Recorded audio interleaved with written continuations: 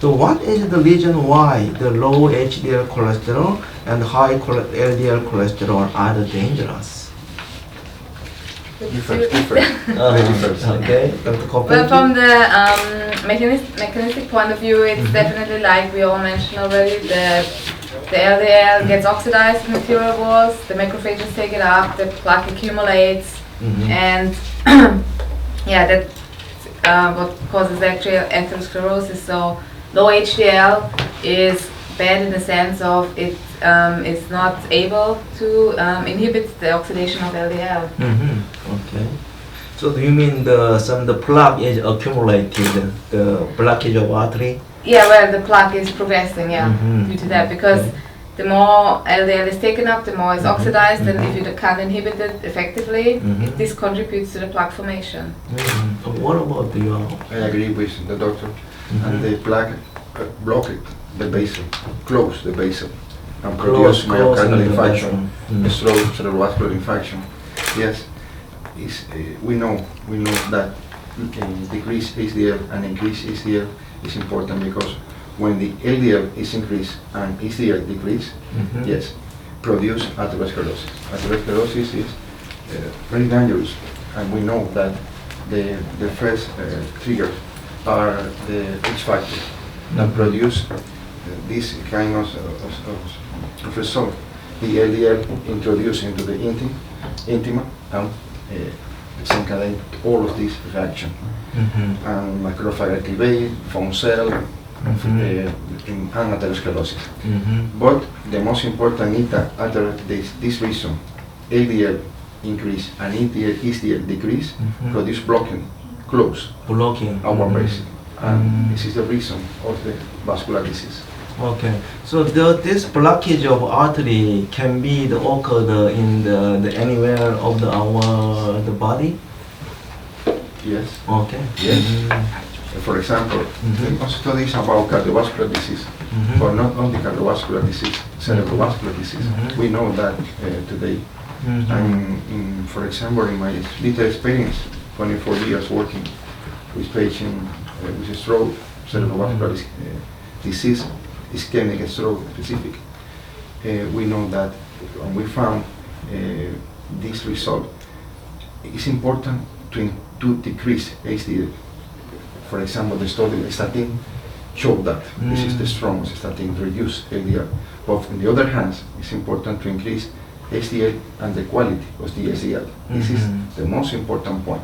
Okay, I see. So what age or when does it begin the blockage of artery can be found in the artery or the atherosclerosis? The atherosclerosis begins very early in the life. Very early age? Yes, it's early in the life. In my experience, for example, around 30 years. In some 30 patients, years. yes, some patients includes more younger. But the first is the fatty stick. It's the first step of atherosclerosis. The fatty stick, when the same form accumulate and the most cells engulf the foam cell, but at the end, LDL activity, some kind of protein, and produce the plaquette, the stable plaquette, crucial plaquette, in a stable plaquette, and produce the problem in the vessel. But the first step is the stick, and in producing very younger people. After that, continue, develop during decades, develop the atherosclerosis, and at the end, produce the myocardial infarction, stroke. But at the beginning, it's asymptomatic. The patient feels good, no problem, everything is okay, but atherosclerosis continue working, and at the end, damage the vessel. I see. So I heard I saw the one of paper, the in Korean War, the dead soldier. So it showed the biopsy, the revealed that the young soldier already have the atherosclerotic plaque in the artery. So that indicates the atherosclerosis, the blockage of artery is start from the very young age, I think. So. And the vessel, in the bifurcation of the vessel, is the specific place that they produce atherosclerosis. I see. Okay. Okay, and then the low HDL-C is correlated with cardiovascular disease, so it is well known, and diabetes. So what else disease can be possible by the low HDL cholesterol? Dr. Kopecky? Well, I'd actually put it the other way around to ask which diseases do actually all show this low HDL profile, because we don't really know the exact mechanism why the levels are low. We know it occurs in a lot of disease with a chronic inflammatory background, which, Chronic inflammatory. yeah, of course, are all characterized by enhanced atherosclerosis, plaque progression, and so on, like we discussed. So probably, because we've heard a lot about the functionality as well, we could hypothesize that if the HDL functions are altered in disease stages, it's a kind of protective mechanism of the body to keep the HDL levels low, because the particles are deleterious and they do damage to the body. So what we know is that, like I said before, that there are a lot of diseases where this phenomenon is seen, and there's been a lot of research also going on. And you mentioned diabetes, rheumatoid arthritis, kidney patients, so just to name a few. Okay. And in the brain too. Oh, okay. Vascular disease in the brain, and it's important aspect. You mean the brain disease? Vascular dementia. Very Dementia. important. Dementia, yes. Not Alzheimer. Alzheimer is the first, but vascular dementia is the second cause in this moment in the world. In the future will be the first for the damage in our vascular system. And yes, it produce a cognitive problem with the cognitive and produce dementia, vascular dementia. So you mean the brain, but some the brain disorder, the vascular dementia, that means the cerebral vascular disease, or the related with cognitive impairment? Yes, very relationship, yes. Okay. So what is the specific mechanism of the low HDL cholesterol and the vascular dementia? How are they the correlated, the mechanism? Well, for the other hand, we know that it's important cholesterol is important to stay normal for the brain. Oh, cholesterol is normal. No, because high cholesterol produce ischemic stroke, or very low cholesterol produce hemorrhage. Okay, for example, in the study of Sparks was found that cholesterol normal, HDL low. We don't have doubt about that. The statistics show that to reduce HDL, not even, not vascular even. Triglycerides is important to reduce too. And HDL for the brain is important increase, but the part of quality increase. Quality increase is important. This is the ideal formula for our brain. And yes, produce damage. And when we see the patient, for example, with a stroke, but not only stroke, maybe small strokes repeat again and again, and produce at the end dementia in the patient. Okay, so to Dr. Javier, the Lopez, what is the clinical meaning of the low HDL cholesterol in the neurological disorder? Just you mentioned the vascular dementia. Yes.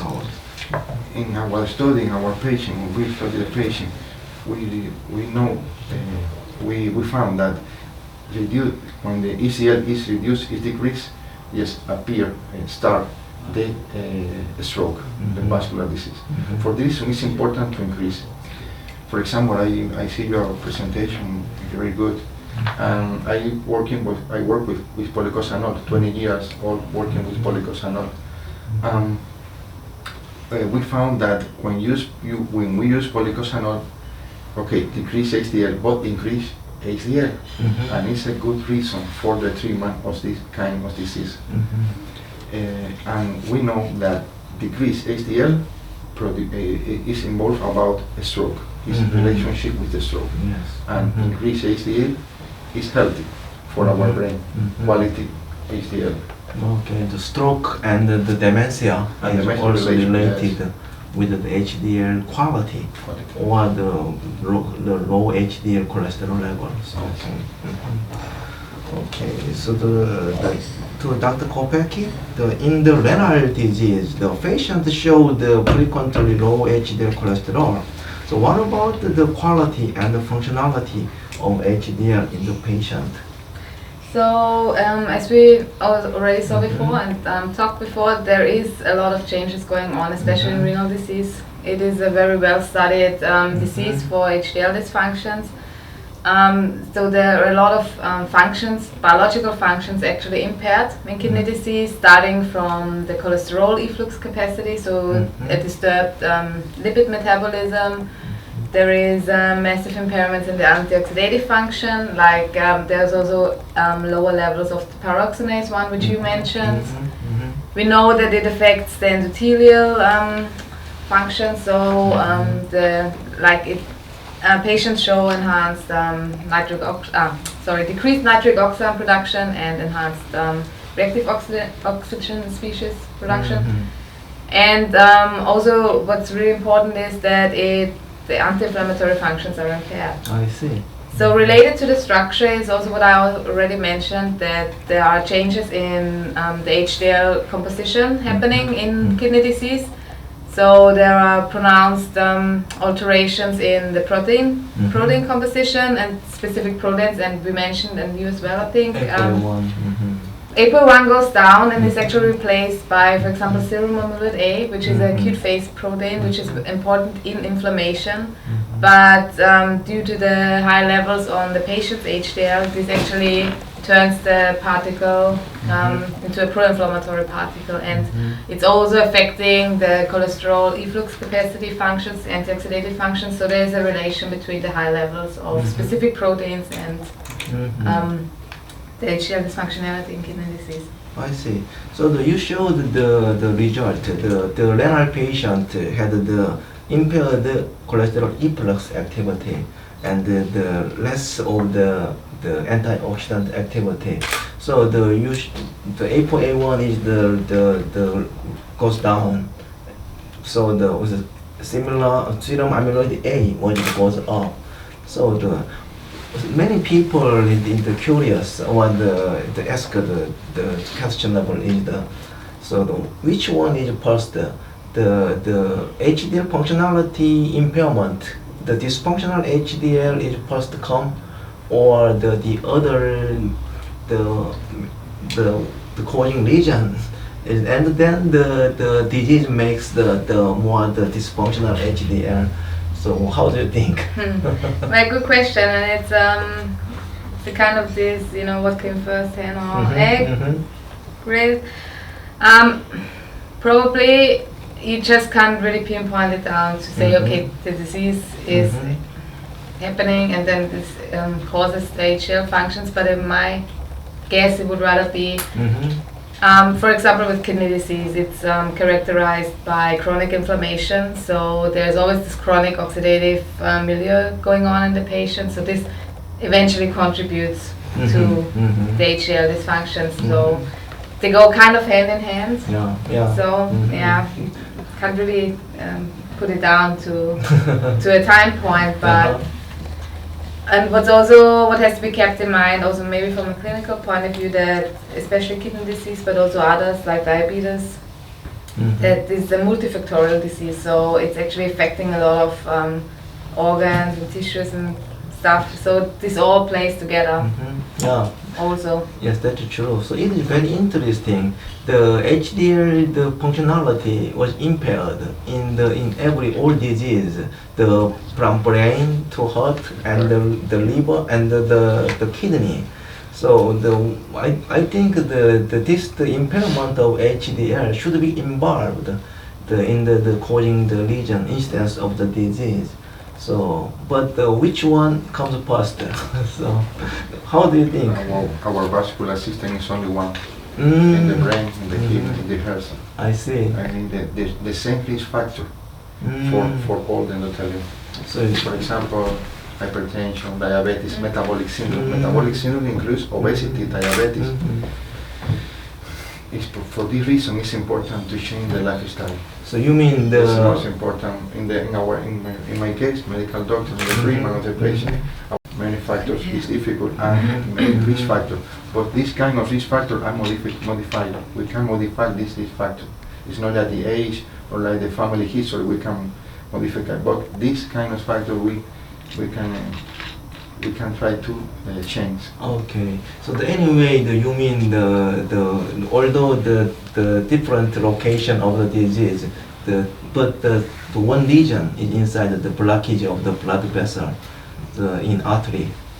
Yes. Is when the vascular system is the same in the brain or kidney, or Yes, it's similar in our coronary artery, for example, very important, and in the brain too, in the different bases of the brain.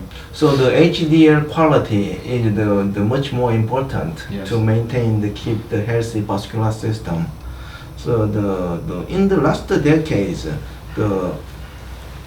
the quality of HDL is the more important than the quantity of HDL. So how about what is desirable quality of HDL in the healthy state? Well, it's actually not just one specific Mhm. quality, which you can break it down to, but it's actually the complex of the whole biological function. So Mhm. obviously the lipid metabolism function, so the cholesterol efflux capacity is a key player, but there are equally important antioxidative, anti-inflammatory functions, especially because researchers now, or in the last years actually, we're starting to find out more about these alternative functions of HDL, like I mentioned, immune system and also metabolic effects. So I definitely say it is an interplay of all these different activities which HDL has. And what has to be kept in mind is also that the particle structure is part of the quality. When I talk about HDL quality, I just don't mean properties, but I also mean the composition of the particle. And I've shown you, and we've talked a lot about the protein composition, but the lipid composition is also equally important, but there's not much known yet. Yes. So this is an area where definitely there's much to be learned of still, where we have gaps in our knowledge, but it's, yeah, like I said, this complex interplay of all, of the whole particle Okay. itself. So you mean the desirable HDL is the more the ApoA1 and the more cholesterol inside? Generally yes, because ideally ApoA1 should make up at least 50% of the composition of HDL, yeah. Yeah, and the less serum amyloid. Yes. And how about the HDL particle, the size? Well, it's different because what has been found is that the particle sizes are attributable to the different functions. So, for example, I think it was found that the smaller particles, the HDL3 for example, is associated actually with the peroxidase activity, so antioxidative activity. Then with cholesterol efflux, it's definitely the pre-beta HDL. So, yeah, so it would be ideal to target all of the stages of the HDL molecule, if you can put it in that way. Okay. So do you have the comment about the HDL quality, desirable the HDL the status in the healthy to keep healthy state? Yes, I think so. I think that the ECL have an important role in the health. And has said we the life we continue is as well. We have our base. ACL, I don't have doubt about that. It's very important. It's the point today is the doctor said the relation between quantity and quality. This is the equilibrium, and this is all in medicine is an equilibrium. It's the most important. And I think so about that, and I think that the high quality of HDL is a very important point for this. Okay. So the last year, the Canadian study revealed that the extremely high HDL cholesterol, around 90 or 100 milligram per deciliter, was found in the heavy alcohol drinker. So the who had they showed the high death risk. So these results showed the quantity of HDL is less important than the quality. So and then there is some the HDL cholesterol is the difference of the quality. So we can raise HDL cholesterol by the alcohol, but it is not the good for the healthy benefit. So what about the quality and the functionality of the HDL of these alcoholics or the other the disease prone the patient? Well, obviously it is not of good quality, and there is also a certain dysfunction of HDL going on. And I know we've done studies in liver cirrhosis patients, and where we've actually seen the compositional alterations were similar to like the kidney patients. So we know that there is the same bad thing happening with the HDL particle, kind of. I see. And it also makes sense in a way, because especially with alcoholics, when there is liver fibrosis, liver cirrhosis, Yes. and to think that ApoA1 is secreted from the liver and HDL or the cholesterol is actually excreted by the liver. So if this organ is dysfunctioning, it's obvious that it's must have a massive. Okay, so usually the HDL from the alcoholics, the lost the cholesterol ester transfer. I see. So this Canadian study revealed that the extremely high HDL cholesterol group has the highest the death risk with the non-cardiovascular problem, some the liver problem or the accident or the violence. Okay, such as that. Okay, and then what should we do? So because the HDL cholesterol is very important, the HDL cholesterol is very important to enhance its quality.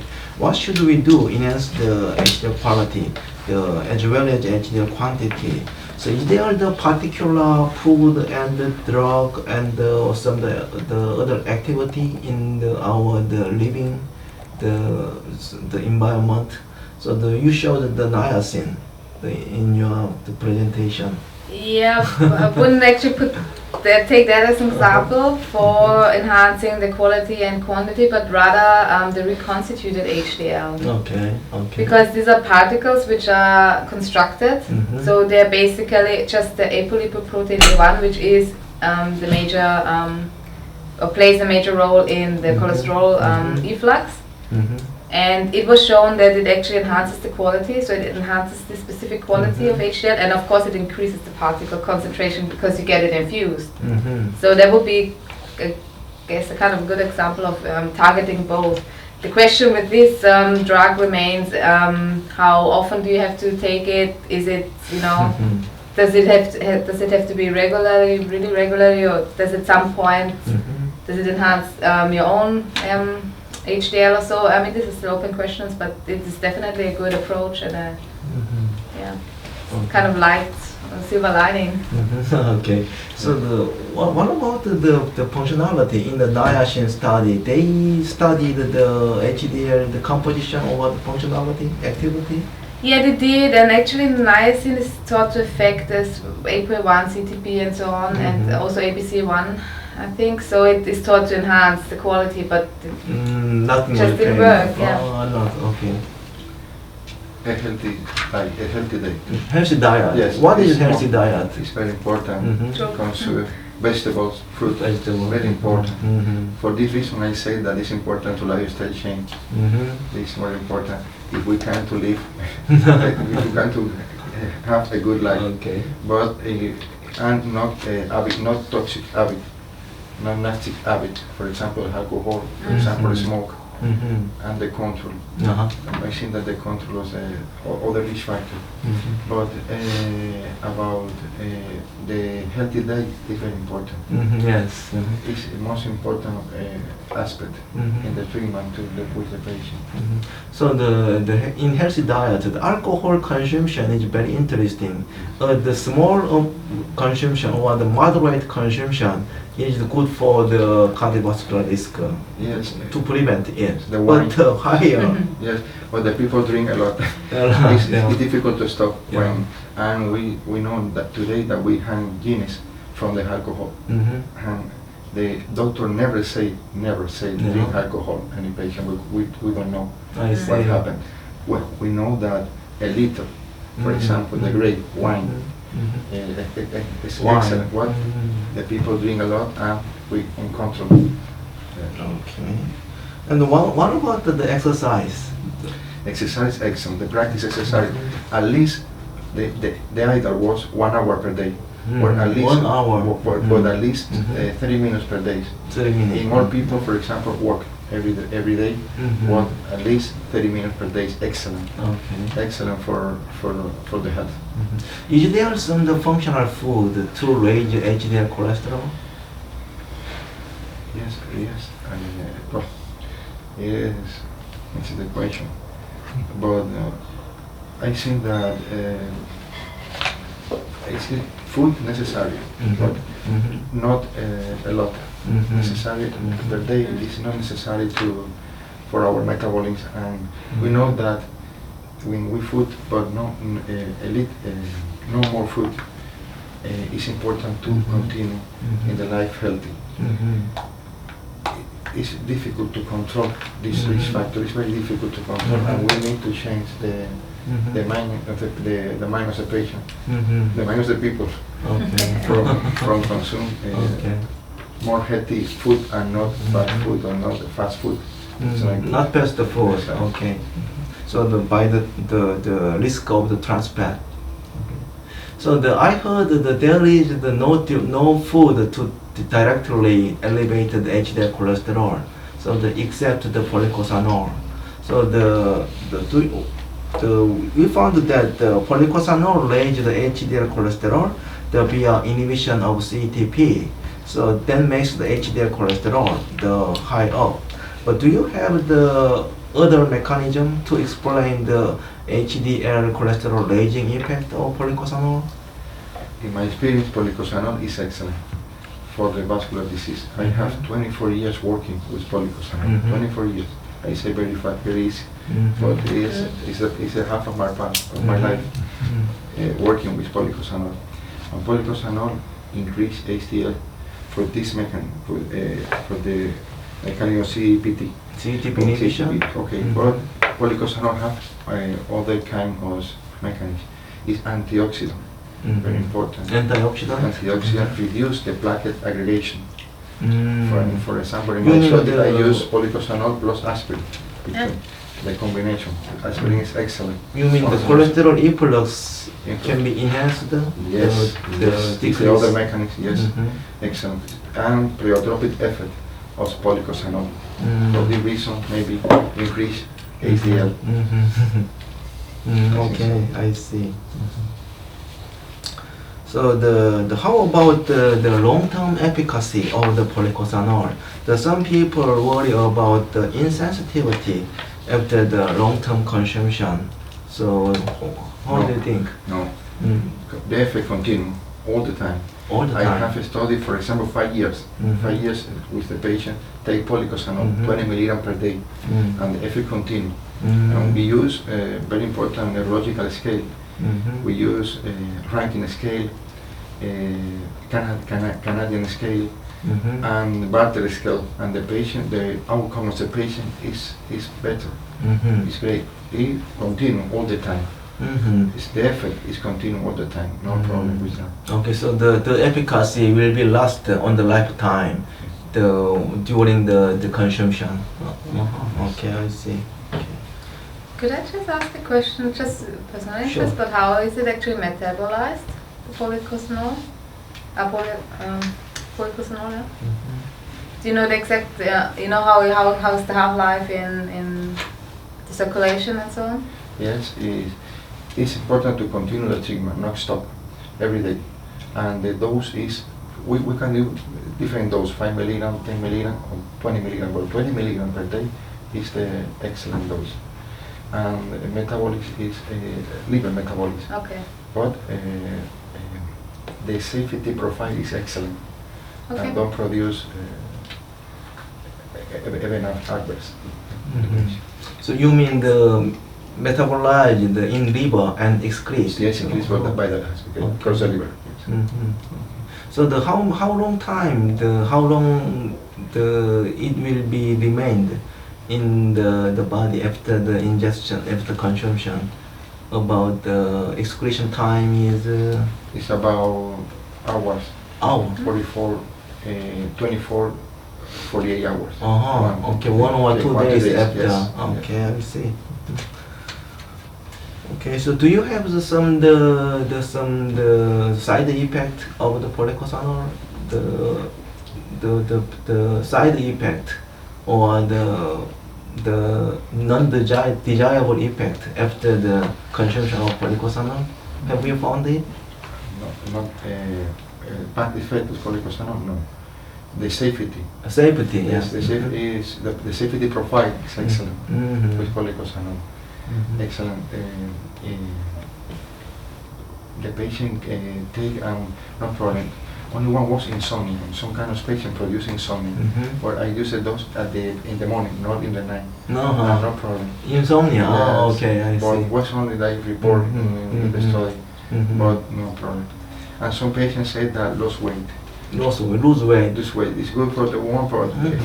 I think I see. I think it's the other factor Mhm. around them. But no problem. The Mhm. safety profile is excellent. It's Mhm. policosanol. Okay, I see. So in my study, so the Korean subject consumed the policosanol and they lost the Bishara pad. So that might be associated linked with the body weight reduction. So we don't know still the mechanism, but there might be some the coincidence. We need to do new Mhm. study. I see. So the excretion of the pet is the more accelerated by the policosanol. Yes. Okay, I see. So do you have any other questions or the comments? Just a short one. So as I understood, you actually give it as a prevention treatment, or do you actually treat it as well? Excellent question. The study what we are is in patient with stroke. Mhm. It's secondary prevention. Yeah. Try to not new events. But I use policosanol in patient with high risk factor. For example, patient hypertension, diabetes, metabolic syndrome. I use policosanol. For example, I have patient with problem in the carotid. The patient is asymptomatic, Mhm. but I use this primarily prevents. Mhm. And when the stroke happens, well, we use policosanol in the secondary prevention. Mhm. But I use in people asymptomatic, not even, but this patient have high risk factor for the stroke or myocardial infarction, for example, and I use policosanol. Mhm. And do you also The use same dose. statins still? Eh? Do you also use statins still? Statins? Statin, yes, I use You also statin. do. Yes, I use, for example, in some kind of patient, I use statin plus policosanol plus And it aspirin. works well? Yes, as Cool. good. Well, in patient with high risk factor. Yeah. This kind, okay. Okay. Thanks. Mhm. Thank you. Okay, so there is another the region or the country have also the sugar cane. But why the Cuban the sugar cane policosanol is much more effective? I think this Cuban is a tropical island. Mhm. I think the weather, the air, Mhm. this Mhm. condition personally in this Cuban policosanol, Cuban sugar cane, it's different to the other sugar cane in the other parts of the world. Mhm. Other countries. Mhm. Yes, maybe this is the countries, Mhm. maybe the environment, the earth, Mhm. everything, many factors. Mhm. But Cuban policosanol, when we use good result with this. I can say something about the other question. Statin is good. Statin reduce LDL and it showed that it reduced the epilepsy vascular disease. Mhm. And in some kind, we combine policosanol with statin and with aspirin. Okay. Combine and good result too. Mhm. And Q1 is maybe we can study this different. Mhm. As you can show in your presentation, Mhm. is this aliphatic alcohol. Mhm. This combination is unique. in I this see. sugarcane. Okay, the composition of The the composition polycosanol is important. Okay, to exert its activity, the octacosanol content or. Maybe octacosanol and hexacosanol. Okay. Yes, octacosanol is the most important alcohol in. So you mean the mixture is the better than the individual, the octacosanol or Yes, the. I think the mixture is I the see. most important. Okay, I see. Okay, any other questions or comment from the floor?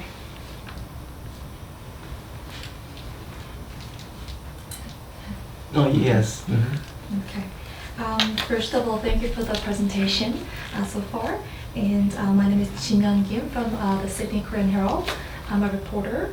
My first question is that there are many sugarcane producing countries such as Brazil, India, and China. And we're actually talking about the sugarcane in Cuba.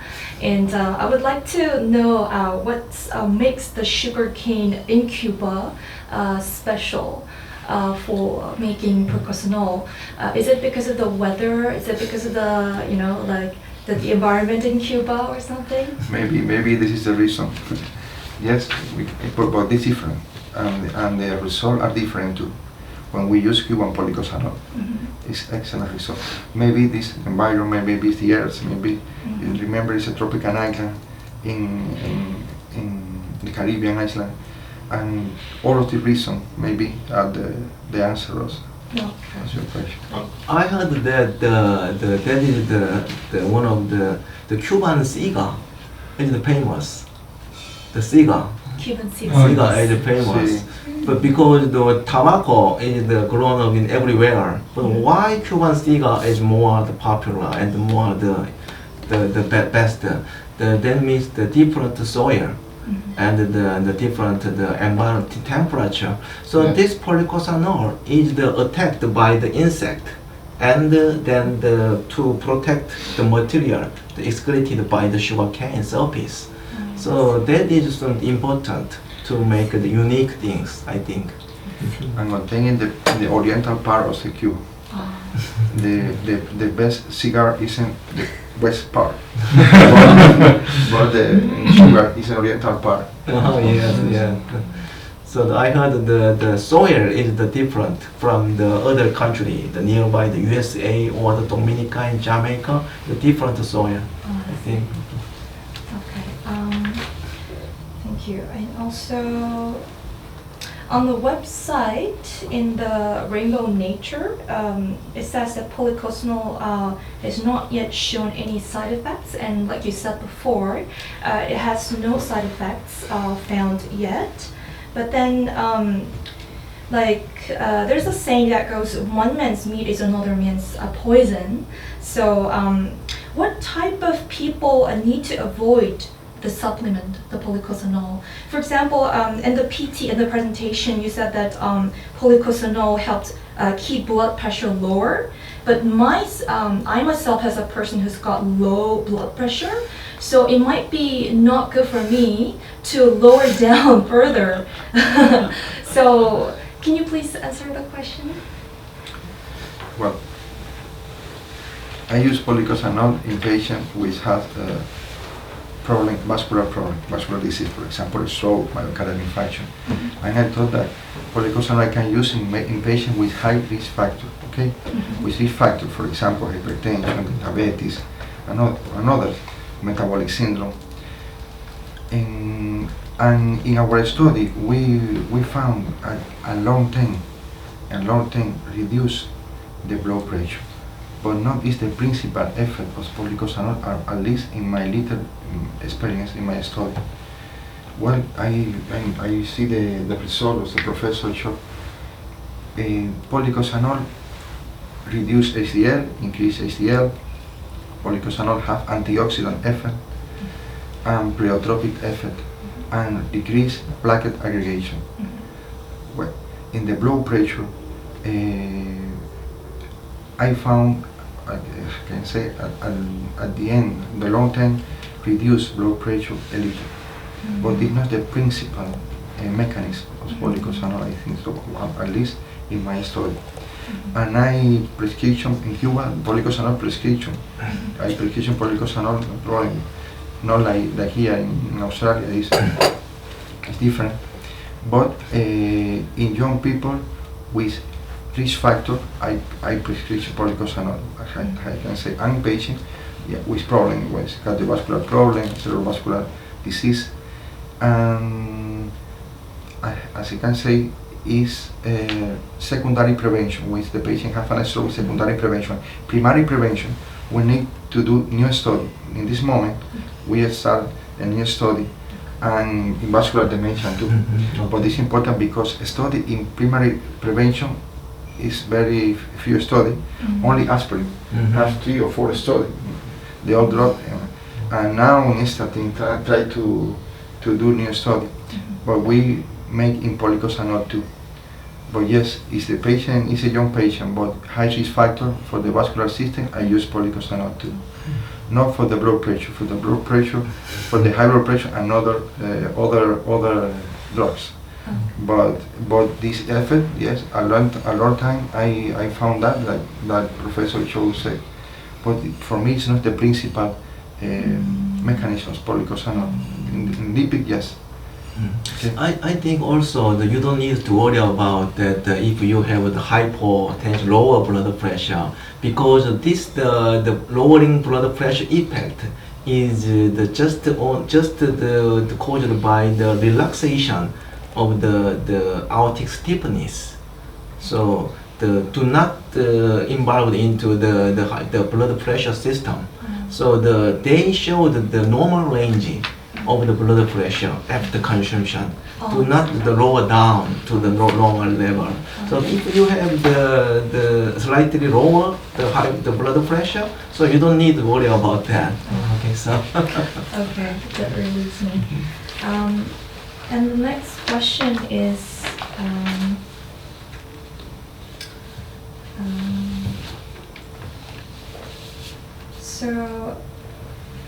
so policosanol is derived from a sugar cane. So can you get the same effect when you eat sugar cane, the raw sugar cane itself? It's not similar. No. This is a specific mix of policosanol of this kind of aliphatic alcohol. It's different. It's important. Yes, it's a process that we get this kind of policosanol. Okay. Okay. This is from the surface of the sugar cane. So when the insect or the other fungi is the attack the sugar cane, and then some materials was the excreted wax alcohol to protect sugar cane itself. So if you eat the sugar cane and hold the sugar cane, so does not affect, I think. So resveratrol in the grape wine is the anti-aging molecule.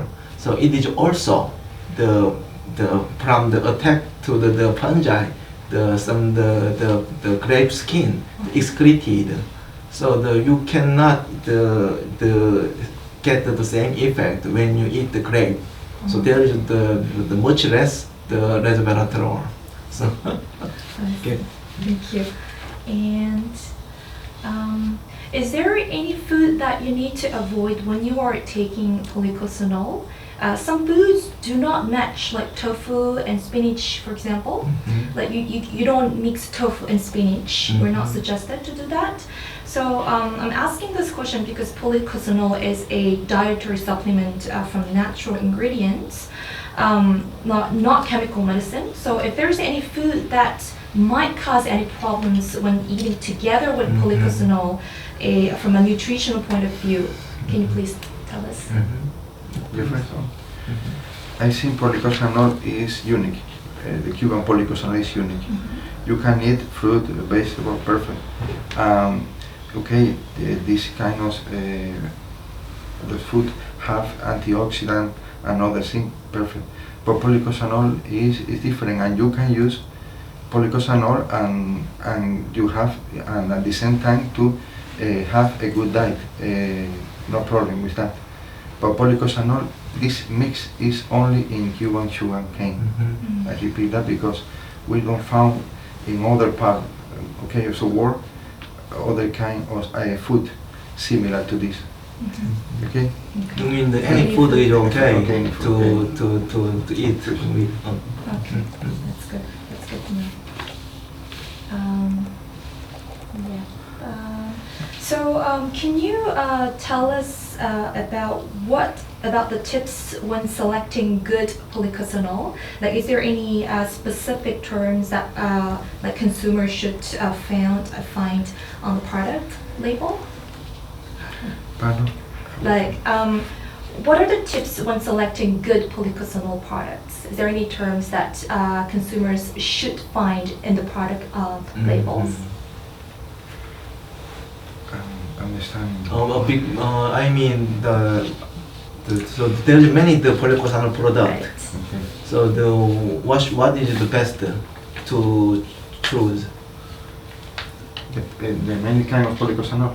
You mean Should we just find the Cuban Or- sugar cane on the Yes. product label? Or is there any other like ingredients that we need to find? the China or the other country? I don't know experience with another polycosanol, but my experience is with Cuban polycosanol.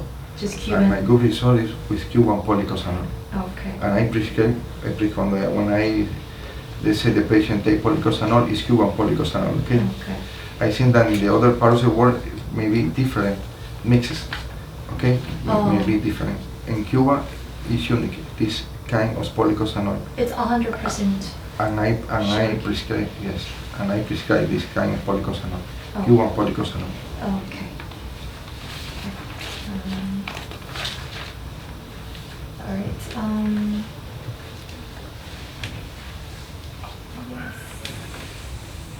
Yes, that's pretty much it. Thank you so Okay. much. Any other questions?